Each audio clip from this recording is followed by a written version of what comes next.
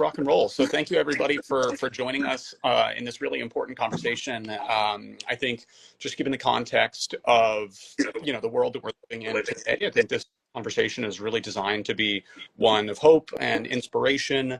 This is supposed to be both something that is high level but also tactical and actionable, so that we can all feel like we walk away from this feeling not only informed but inspired to go out and start creating action. So with that, I would love to just hand it off to Sage, our moderator, and she can take it away here to start this conversation. Well, thanks everyone for joining us. My name is Sage Lenier. I'm the Executive Director of Sustainable and Just Future, a nonprofit organization working to get the younger generations, the next generation, equipped to move into the workforce as climate solutionists. I'm here with Will Wiseman from Climatize and Evan Hynes. Is that your last name? There we go. From Climatebase, and I'll let you both introduce yourselves. Well, Will, do you want to go first and introduce yourself? Sure. So my name is Will Wiseman. I'm the CEO and co-founder of Climatize. I have worked in the renewable energy industry for the past 10 years. Started my career putting solar panels on roofs to pay my way through college. And now I'm here leading Climatize, where we are a platform that enables anybody to invest in renewable energy projects with as little as $10. Evan? Yeah, my name is Evan. I'm CEO, co-founder at Climatebase. We're on a mission to mobilize the world's talent to work on accelerating climate solutions. We've been at it for about, nearly 5 years. We do a few things. I think we're most well known for our jobs and hiring platform at climatebase.org, where we have nearly 2 million people every year using our platform to discover and apply to literally hundreds of thousands of jobs in climate. And we also run a fellowship program. It's called the Climatebase Fellowship. It's a climate career accelerator for top mission-driven talent that want to either break into the space or accelerate their existing careers in climate and sustainability. And we also run San Francisco Climate Week, which will be taking place in April this year. This will be our 3rd year, and we're expecting somewhere between 25 to 30,000 folks and over 450 events and over 1,000 organizations involved. So yeah, it's such a pleasure to be here. I'm excited to dive in. Hey, Evan, seems like we lost you on LinkedIn. So I'm going to send you a text for the link to rejoin there. Okay, cool. Sage, you want to take it? I'll work on the background. Okay, I still haven't figured out where the LinkedIn thing is, but as long as I'm on there, sounds great. Okay, so I wanted to just kind of get both of your expertise and opinions on sort of what you've been seeing and hearing from your respective communities, coming from climate finance, coming from the job sector. I think the three of us can offer really specific and unique insights as to just kind of what the industry writ large is feeling. I know that my immediate reaction post-election was to tap in with all of my favorite founders, technologists, financiers, and be like, what are you thinking? What are you hearing? Because that for me was sort of part of my process of level setting. So just kind of want to start there with you both. Mm-hmm. Sure. Yeah. So I'm happy to jump in kind of from the finance perspective. So we definitely saw a bit of a slowdown in investing during December as people kind of took a wait and see approach to see honestly how effective or what was actually going to come from the Trump administration. And in less than day one now, we've seen a flurry of executive actions really looking to undermine some of the federal action on renewable energy and decarbonization broadly. So it's clear that the Trump administration is going to try and undo parts of the Biden administration's efforts to decarbonize the economy, but with that said, I think there's a bit of a kind of, it's hard to say whether it was causation or correlation. In December, there was frankly, a reallocation of at least in our context, people spending their money on holidays and presents rather than, say, investing in climate. But one thing that we have actually seen is also then a kind of refocusing on regions where there is going to be more kind of robust and defensible climate policy, like, say, California, where there's, more resilient climate policy in place. And then finally, one perspective that I have heard from investors is, it's an it's a pullback from climate philanthropy, really to focus more on for-profit climate work, really as a means to kind of sustain their work through any downside risk that they may have in their existing climate portfolios. That is surprising to me because I kind of heard from a lot of folks that they're doubling down in climate philanthropy. But I think a lot of that money as well is going to be funneled into safeguarding the federal protections that we expect to see eroded. So rather than new organizations being funded or even existing organizations, I think that's going to be sort of a difficult landscape going forward. But I do think from what I've heard, a lot of philanthropy is going to be directed towards, okay, if this national park is being, gutted in protection or that sort of thing, then private philanthropists are going to try to make up for that. So I think that is an interesting change. It doesn't spell that much of good, though. I just wanted to start by level setting what you're hearing, what you're seeing from your network, and sort of like, where do you feel that people are, what's changing? Because I think for me, the first thing I needed to do that first week after the election was just tapping in with the people in my network who are really the doers and being like, what are you thinking? Like, I have no idea what to think. I think that was really helpful for helping me and others navigate sort of like, yeah, just what's changing or what's staying the same. Yeah. Well, gosh, I think a lot of us were, after the election, feeling pretty down. I don't know anyone who was feeling immediately optimistic, certainly. But I think that there's at least from folks I know, a real sense of, we've been through this before with Trump, and I think that we've seen that even without federal support on climate, even with a Trump presidency, we can still make progress. And I think it's an opportunity for us to really galvanize what we're doing in the private sector, what we're doing at the local level, and what we're doing at the state level, and really with our communities. Was something that I immediately started thinking about as soon as I heard the news that Trump won again, is really reflecting on the fact that a lot of the communities and movements that brought me into this space, such as Sunrise Movement, Fridays for Future, a lot of the sort of youth climate activism and climate activism movements in general, as well as a lot of the action that we've seen in climate tech in the private sector. A lot of this actually took place during the initial first Trump presidency. And I think that it proves that even without federal support, without the president being on the side of science and, dare I say, humanity, that there's still lots of opportunity for us to still make an impact. And that's really why I'm so excited to be here today to be chatting about that with you too. Yeah, I think what it is, and maybe this is optimistic, or maybe this feels optimistic for folks, I think the shift is we have to move from sticks to carrots, right? If we don't have so in terms of sticks, like punishments, right? You get fined for polluting, that sort of thing. If that isn't available, if the courts are not a viable route, then we have to shift towards carrots, incentives. And so, how do we make, I don't know, sustainable products more affordable, culturally relevant, like sexy, cool, etc., easier to use than the alternative? What kind of like local investment in infrastructure can incent? Because everybody like wants a walkable community, or I think a lot of people do. What sort of like local level infrastructure development can you work on to enable that and make that the easier decision instead of having to own a car, having to drive, those kinds of things?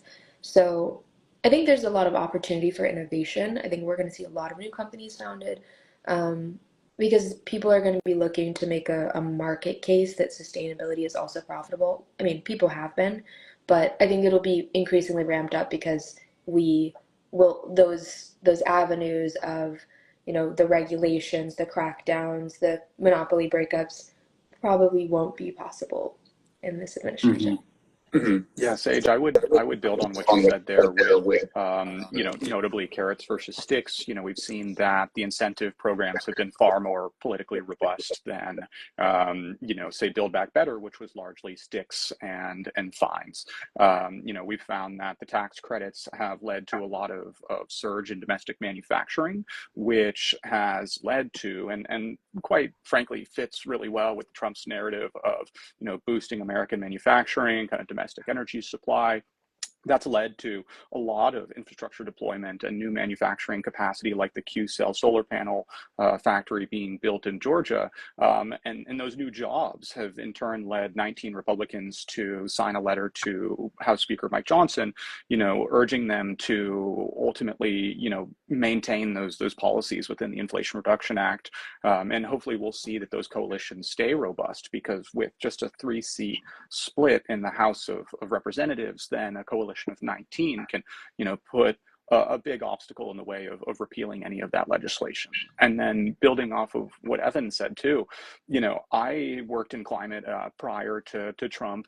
And, I would say that the same as Evan's sentiment. Climatize was inspired by the 2019 global climate strikes, which were organized by Fridays for Future, really as a kind of resistance movement to many of Trump's policies. And that movement really gained critical mass during a Trump presidency. And so really one of my observations kind of from those protests is that, it's an important statement, but if our best option is to make cardboard signs, then there really has to be a better option here. And so, through many of the interviews that we have done, we managed to really boil it down to kind of the two things that everyone could contribute, which, came out to really be their time and their money. And that's why I was really excited about this conversation, because I think Evan really, with Climatebase, really tackles the kind of time question. How is it that people get involved in climate? Do they put their hours every day to work building climate businesses? For us, we try and answer that question with how is it that everyone can participate in the energy transition with as little as $10? And Sage has really been driving that conversation forward with the education element, with the activism element, and really building those movements that we really do need to sustain this momentum. So, I really do think that there is a place for everybody now, and that kind of collective power and community action is going to be especially necessary. Yeah, I think I've been thinking quite a bit about the idea of I guess, for lack of a better word, building a climate propaganda machine, but in a way that is fact-based and exciting and good and beneficial for everyone. Because I don't think that we are that great as a movement at offering the general public a clear sense of what they can be doing, what it is that we all together need to pull off. Because I think once you get into the climate space and you start to meet the people who are starting these crazy, really cool companies, you're like, oh my God, there's so much here, there's so much innovation. But it's that you sort of have to show up to New York Climate Week in order to meet those people. And you have I think for the general public, it's really, really hard to understand what the clear action items are here. I think and I think this is a candid, this is our bad, really. Because for most people, I think solutions we've offered are either, direct action, this is the kind of things that they're seeing in the media. It's start a march, bring together a protest, or it's, vote for Kamala Harris so that hopefully the federal government will build some more solar panels. And that's the extent of activism and engagement that we give them in the movement. But helping to understand that there is microfinance, there is a growing green economy, there are businesses to start. We need to, build a real robust market for alternative meats, for biomaterials, for alternative plastics. There's so much to be done here that's really exciting, and that actually gets to the root of the problem, because I think we've strayed, or I think it's been oversimplified down to, renewable energy. But in reality, most of the things that we're using in today's modern society is made of petroleum, right? And so we need like a further divestment and not just in our energy grid. So I think presenting people with that vision, that shift is gonna, I think, if we get serious about how we are gonna do that, helping people to sort of buy into what a better world could look like and feel like they are a stakeholder in building that, I think that there is a path to success for our movement there. But yeah, those are just some. I'd love to jump in on that because I think one area where climate communications has broadly failed is in making climate change feel like it's really a battle against this kind of intangible, invisible gas in the sky, and that we all need to, be fighting this kind of numerical fight, when the reality is climate can be a very human conversation. Some of the projects that have been funded through Climatize, for example, have funded small, rural, multi-generational farmers in Georgia. Following Hurricane Helene, one of the projects in Georgia ended up surviving unscathed and became then a microgrid and source of, cold storage and phone charging for that community for 7 days until the utility Wow. was able to restore power. And so I think not only can we reframe climate from, hey, look, obviously the environmental benefits are necessary and urgent, but if we can reframe this around the benefits of distributed energy, around cheaper power, around that kind of domestic energy supply that is not beholden to supply chains of oil and gas refineries, but rather, solar panel manufacturing and an abundant resource from the sun, then I think we really need to refactor that conversation and try and make it more human. Yeah, no, I agree. And building off what you were saying, Sage, I think another area of opportunity when it comes to galvanizing, the public to get involved in this is by not only, underscoring global warming, but also helping people understand that the petroleum industry that oil and gas is, part of, is really bad for human health, for you as an individual, right? We have, I think most people are probably wearing underwear that's made of, petroleum products. I can't imagine that's very good for us. Most of the containers that we use, I mean, as I look around my own office right here, almost everything around me is plastic or probably has some sort of chemical coating applied to whatever wood products are perhaps around me. We are essentially poisoning ourselves. So it's not just the atmosphere that we're poisoning. It's not just air pollution too, which I wish would get more attention. I don't think people realize that literally millions of people every year are dying prematurely due to issues caused by air pollution, or at least exacerbated by air pollution. And it's not just the atmosphere and air pollution, right? I think now is the time to expand the conversation into our consumptive behaviors and really helping people understand that, it's not necessarily, part of it is consuming less, but I think that's a tough pill for a lot of people to swallow. And so I think it's more about, helping people understand that, that oil, that the petroleum industry has infiltrated your body on an individual level. And I think, I used to I used to be a lot less inclined to focus in on that because I felt like it's a tough message to tell people just don't consume. But I do see that, this seems to be taking hold in a way. I mean, weirdly with Trump, yeah, having appointed RFK, I mean, he's certainly, in my opinion, he has misguided views on quite a few things that are science related. But I don't think he's too far off base when it comes to some of the human health issues that he's, kind of popularized or helped popularize, particularly, around our food and what we're consuming.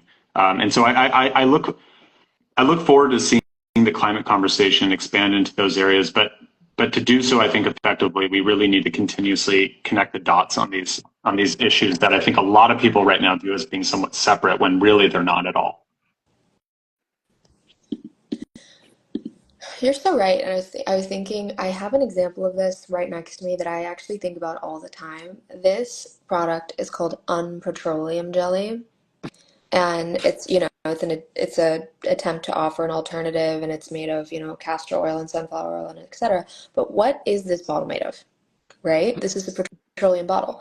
And Mm-hmm. so there's a hundreds of billions of dollars opportunity um, in this problem right here, where the first person to come up with a viable alternative for this company, they're going to jump on it and they're going to change their entire supply chain around it, because clearly they are attempting to divest from petroleum, but the alternative for the bottle doesn't exist yet, right?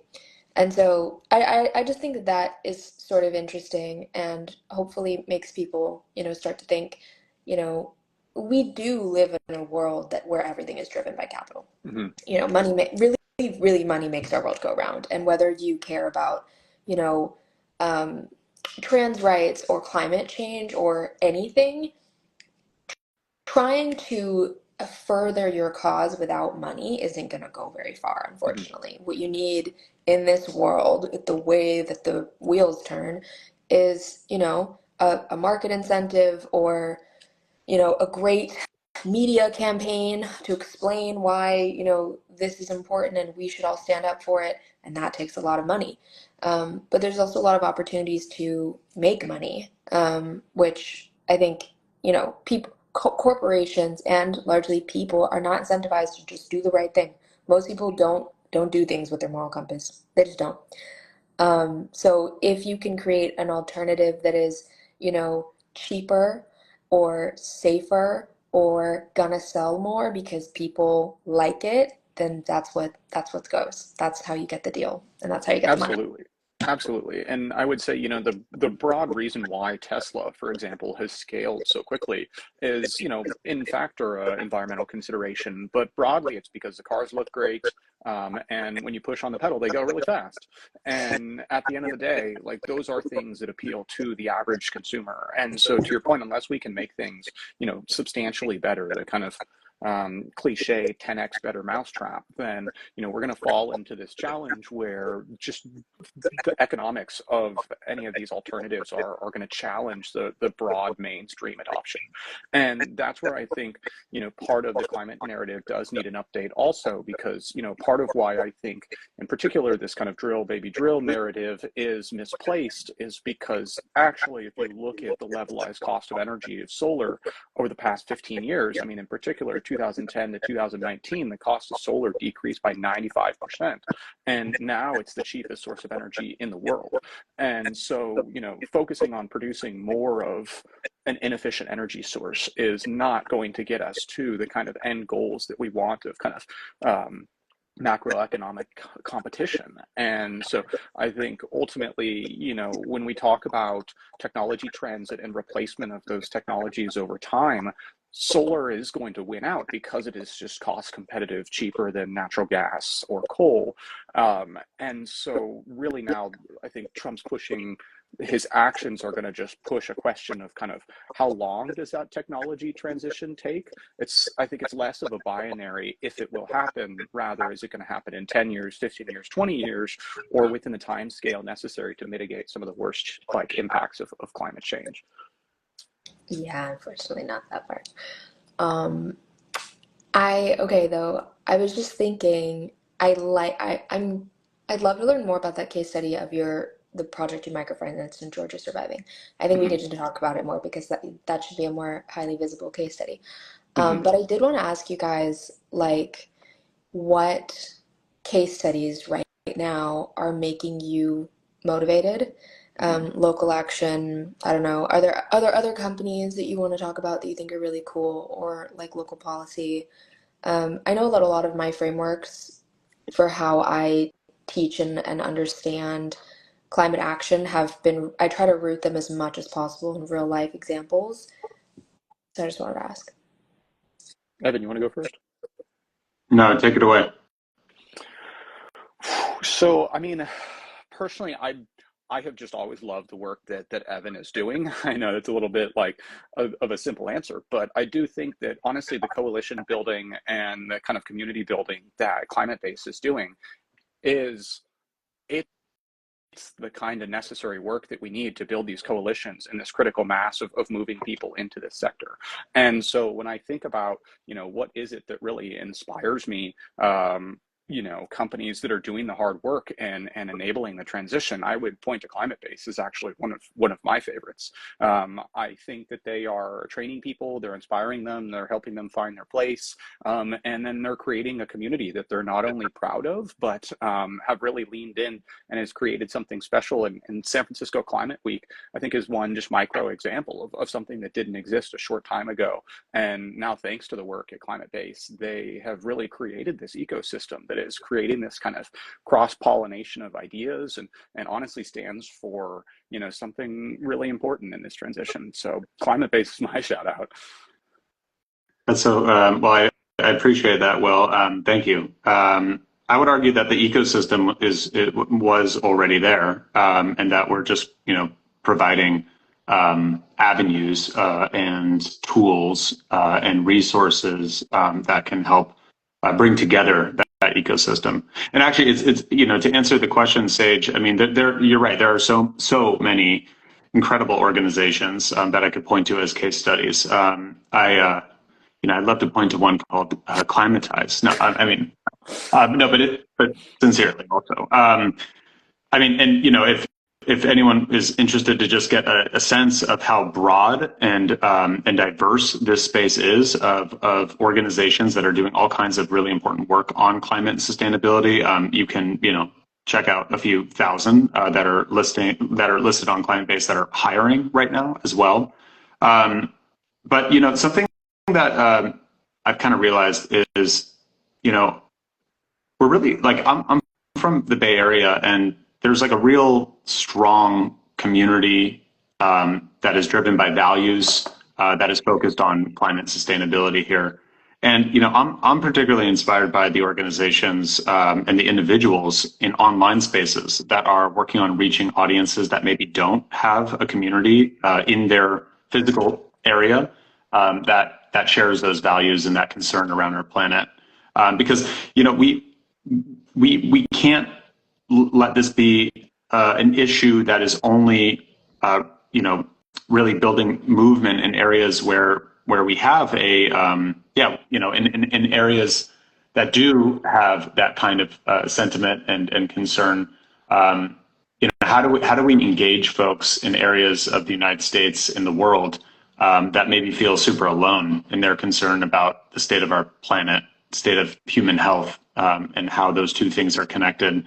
So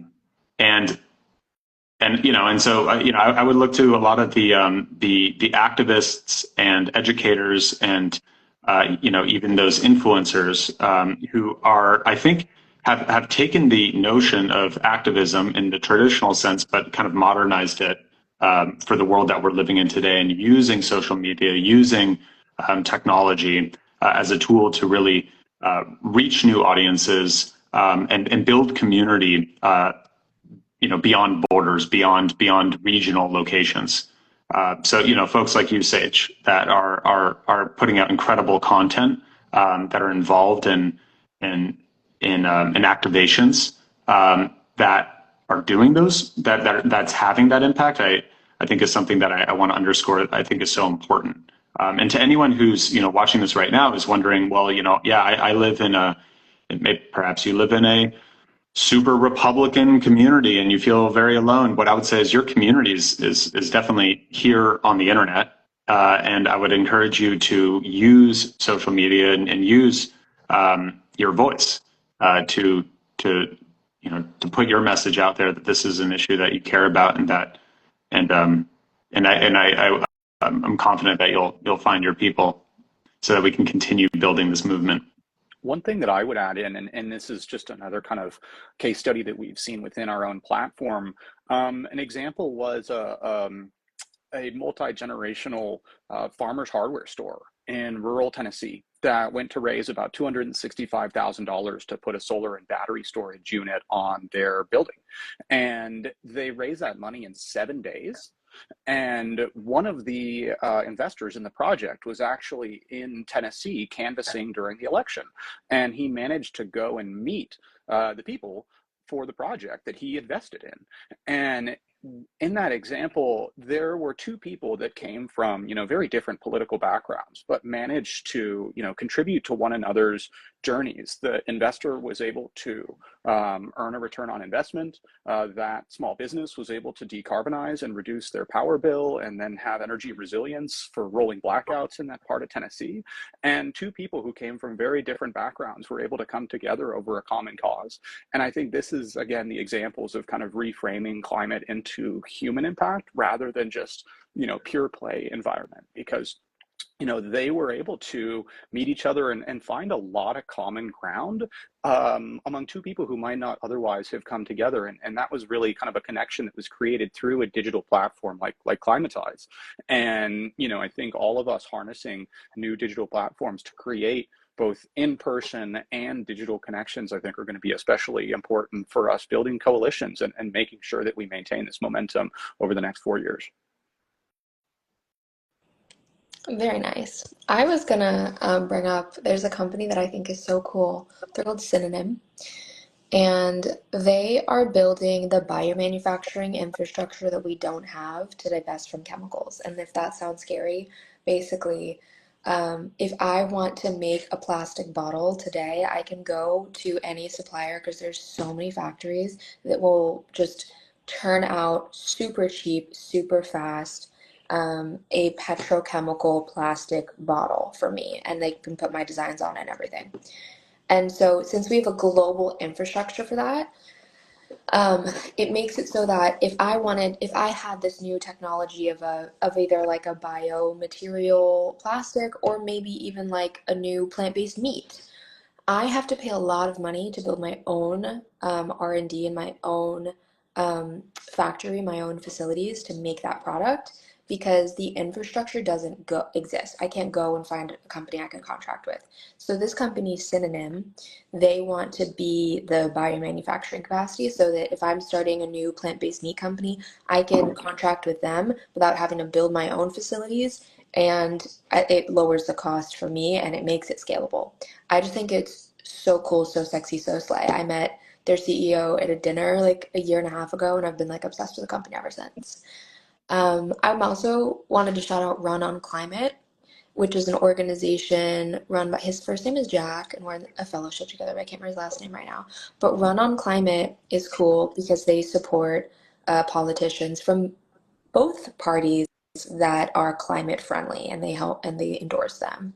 But they have like a pretty serious vetting process to make sure they truly are like climate candidates. So I think that's really cool. I saw somebody brought up Sunrise Movement. I think that's a great shout out. In the US, if you're looking to get involved often at a local level, they have nationwide chapters and really do provide a channel for anybody to get involved, whether it's through political action, whether it's working within your local government. That's a really great one. And their sister organization in Europe, Fridays for Future, is kind of the two of them are parallel youth climate movements. So, all right, let's see here.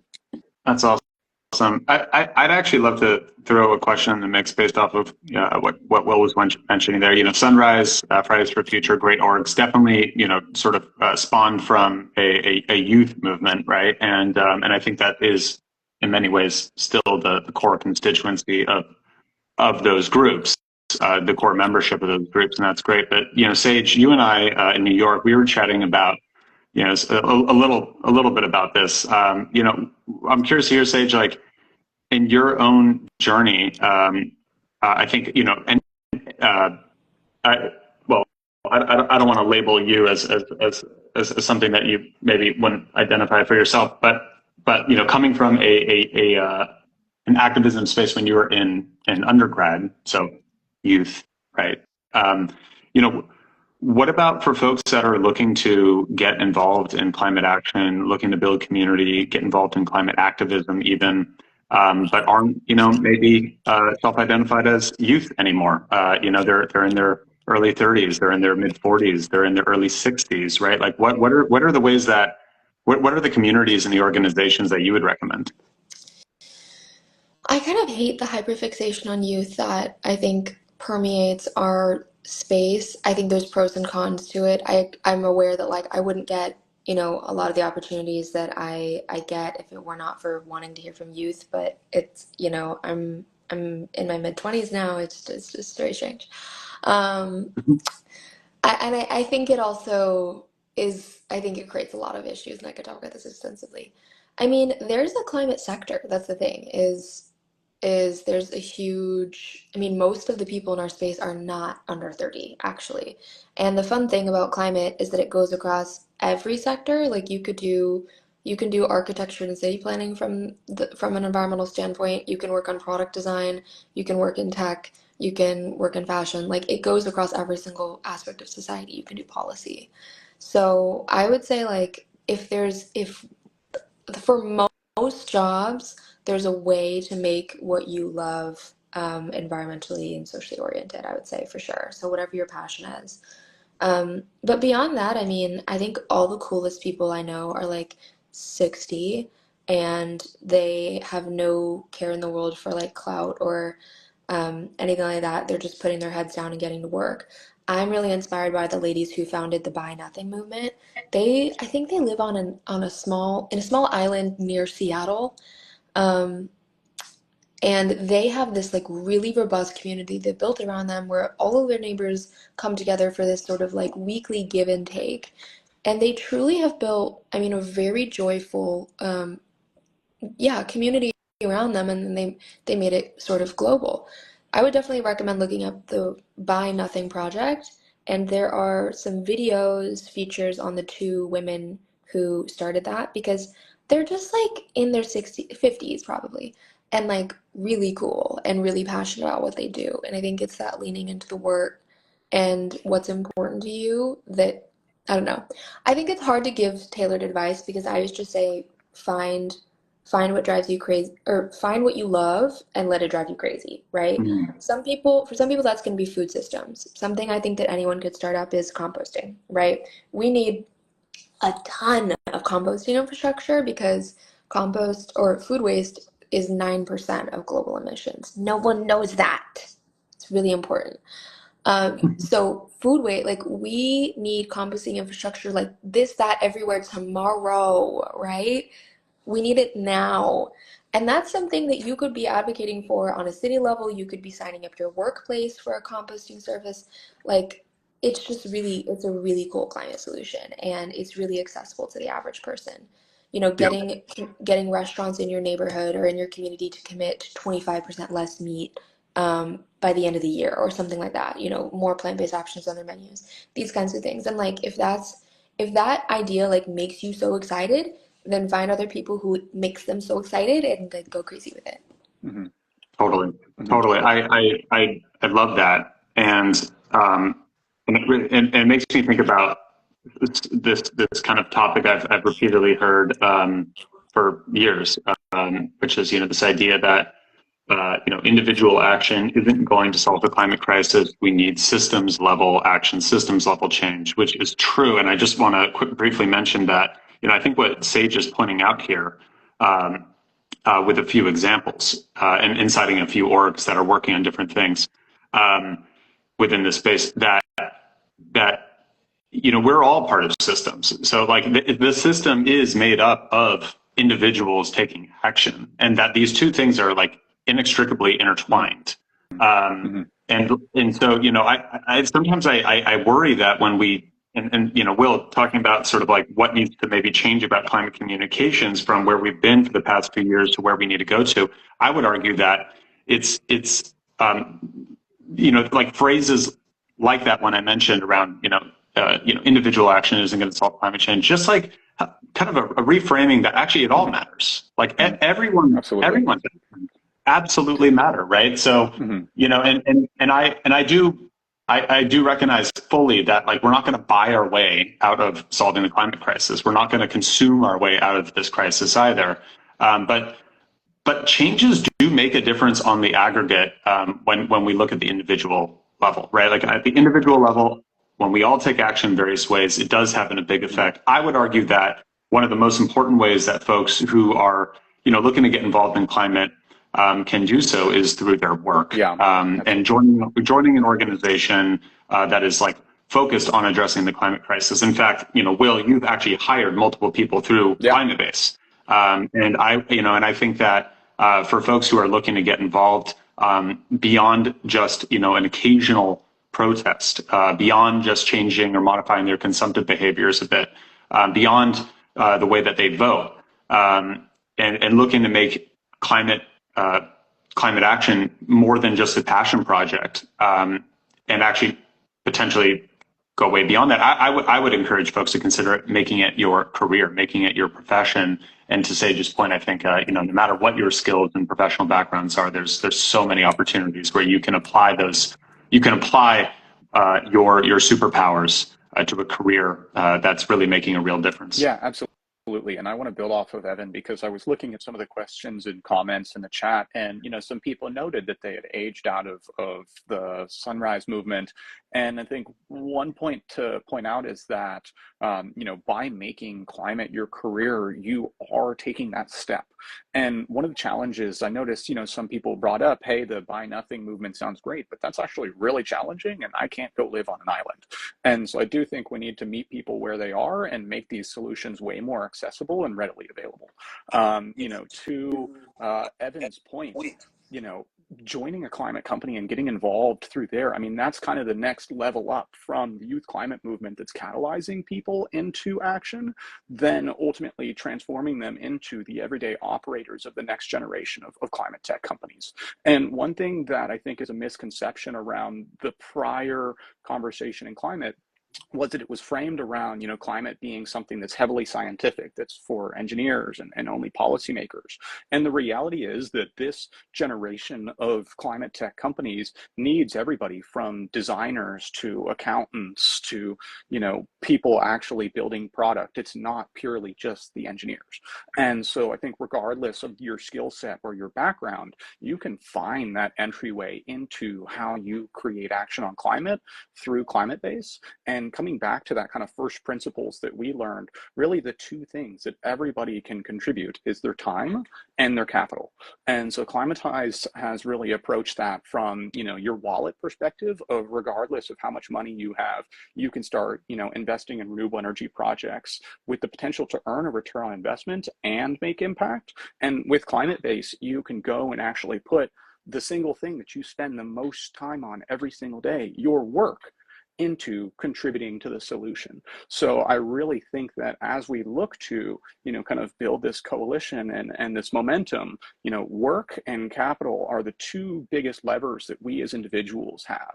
And I think often people look to really make massive change. And I think one thing we all need to accept is that we don't have to engage in grand, heroic actions to participate in the process of change. Like small acts, when multiplied by millions of people, can transform the world. And change is a team sport. It is not a, single solution, single person, single technology.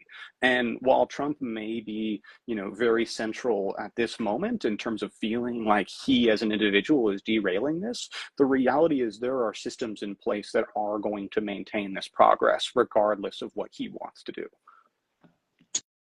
Couldn't agree more, Sage. I don't mean to hog the mic, but I just want to quickly chime in and say, totally agree with everything Will's saying, and I would just add a caveat that it's not just climate tech companies that are hiring. In fact, there are activism orgs that occasionally hire too, like not just volunteer roles, but like actual full-time paying jobs. And same in the nonprofit space. There's government agencies. Not maybe so much anymore moving forward at the federal level, but we'll see. So it's not just climate tech. It's nonprofits. It's policy research organizations. It's across the board. Could someone check LinkedIn as well real quick, just make sure if we're missing any really pressing questions? I dropped a link, Sarah, or a redirection of some climate opportunities. I think those are mostly volunteer, but again, Climatebase also posts jobs. And then someone else asked about like starting a sustainable fashion company. I think that is difficult. And because dead stock is the only sustainable, truly sustainable way to go about it. But I think the market for dead stock has been really, um, it's really high in demand to get your hands on that. And I would just say, circular is the future. If there's a possibility to start that company using what we already have, I would really encourage that, because right now we're producing 80 billion garments a year.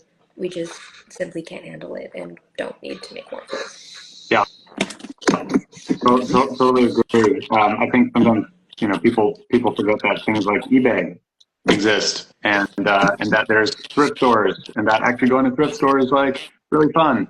Yeah, I I agree with that point, Sage. Yeah, wholeheartedly. But it is important that we also make sustainability cool, for lack of a better word. Yeah. Yeah, one organization to give a shout out there is Clean Energy Culture. They have been doing some really just fun initiatives around climate. For example, they did a collab with Future and with Uber to essentially throw a giant party in Atlanta and power the entire thing through batteries from renewable energy and from EV, like vehicle to grid kind of style. And that was just one example of just a fun way that we can put this technology on display and make it a little bit more real and accessible to people, and just show kind of the breadth that climate can, like the forms that it can take. It doesn't have to purely be in the traditional like sustainability lens that we might think of. Can I ask a question before we wrap? I want to get Sage's thought on something. Is that cool, or are we out of Go time? for it. Yeah, sure. Yeah, and then we'll have closing thoughts. Sage, I was watching one of your videos the other day. You're talking about, and by the way, folks, like if you haven't already like dug into Sage's content on our Instagram and other places, you really should, because it's like top-notch stuff. Sage, you were talking about how we're, right now, the vast majority, or if not all, renewable energy that's going live on the grid is not actually replacing fossil fuels.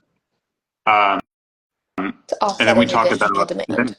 yeah, yeah, and and I think this ties in with like the question around, the way we consume things in general. The idea that more, even if it's better, is maybe not the solution. I don't know. I guess I'm just wondering, like, like when you consider that stat, or that reality, and the challenge that we're up against, like Sage, like where do you derive your sense of hope from? I mean, because you're looking at the numbers. I think you have like a very clear, like pragmatic, realistic view of like where we're at. So like, how do you maintain your optimism?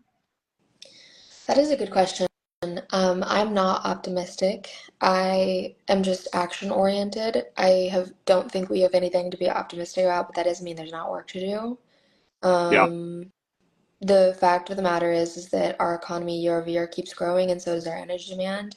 And right now, we are on track for 3 degrees of warming by 2100, and that might increase due to the evolving political climate.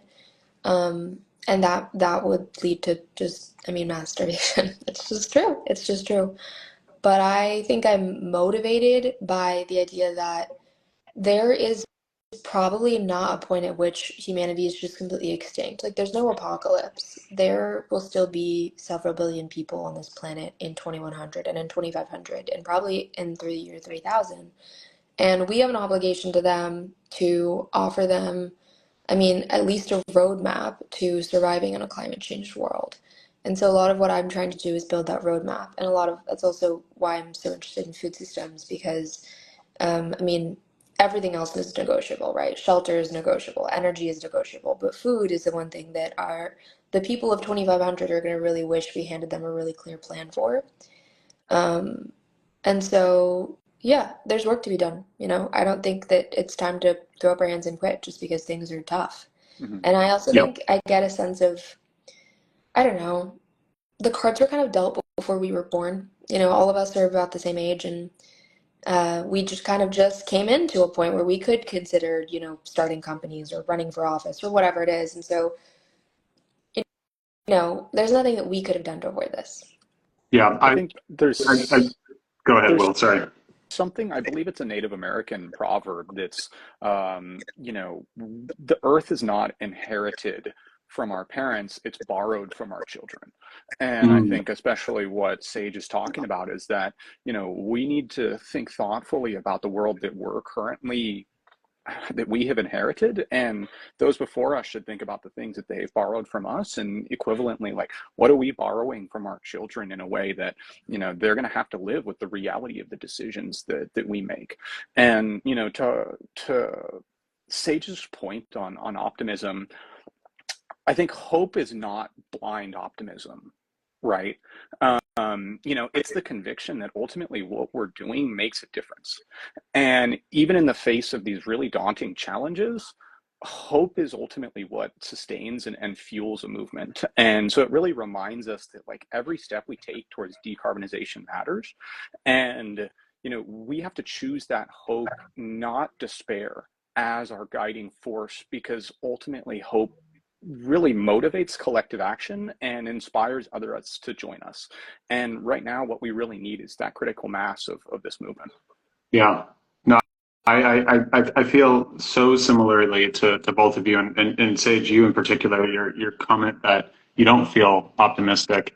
I've actually shared that with friends before, and I've always felt a little guilty about it. But hearing you say it here on this live stream makes me feel a little bit more empowered, and I like the way you're framing it, right? And and when I've talked about that with my friends in more private spaces, because I don't want to be like this doom and gloom dude.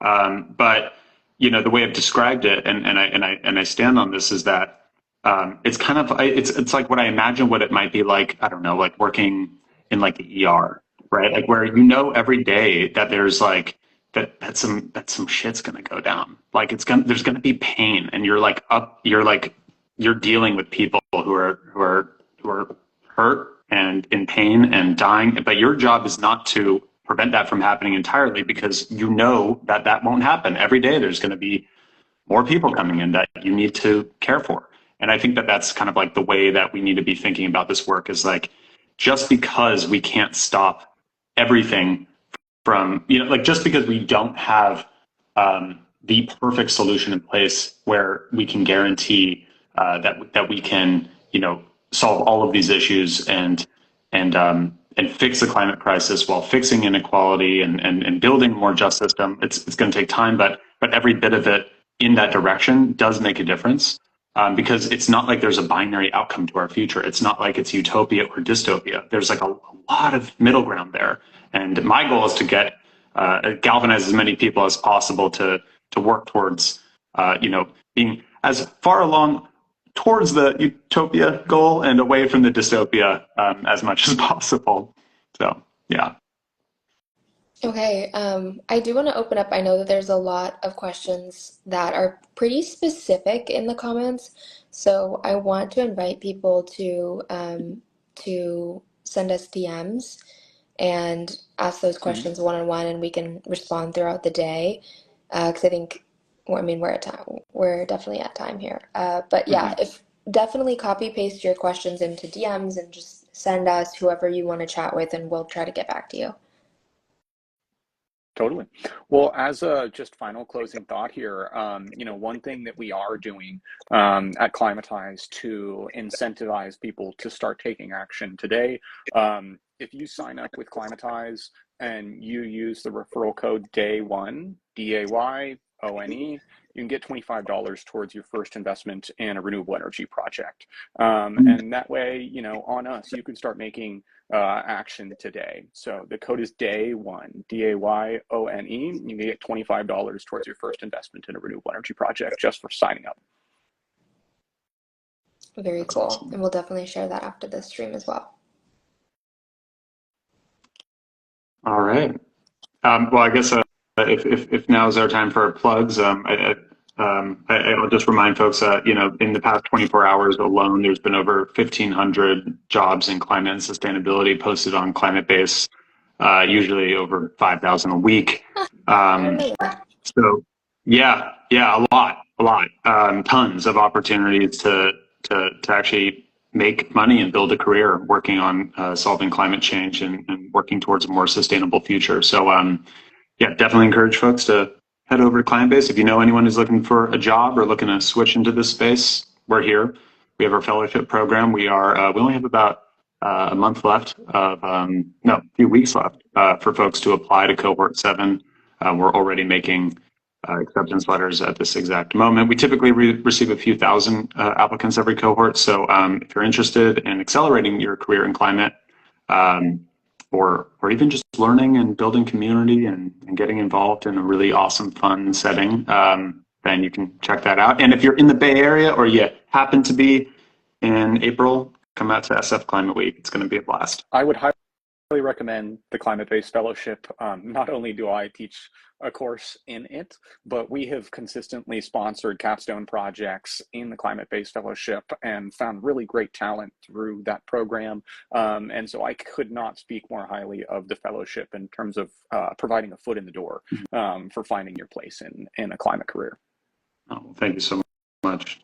And also, Will, in addition to the thank you, I want to say thank you to Sage. I'm so inspired by you. Like, truly, I was so honored to meet you in New York a couple months ago, and just truly blown away with your ability to deliver such complex and important messages in such a clear and compelling way. Yeah, forever your fan.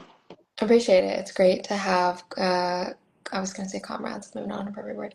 It's great to have community as, young people who are leading into the next generation of climate leadership, and to be able to be intentional about shaping what that looks like for us and how we want to be different from, the movement of the past and whatnot. Amazing. Well, I hope everybody, found a little bit of inspiration, something actionable, something tangible that they can do from this session. Thank you all for joining. We've got a long road ahead of us and plenty of work to do, but, it takes all of us. So thanks for tuning in. It's been a pleasure, and I hope you found this valuable. Okay. Cheers, everybody. Let's go get it.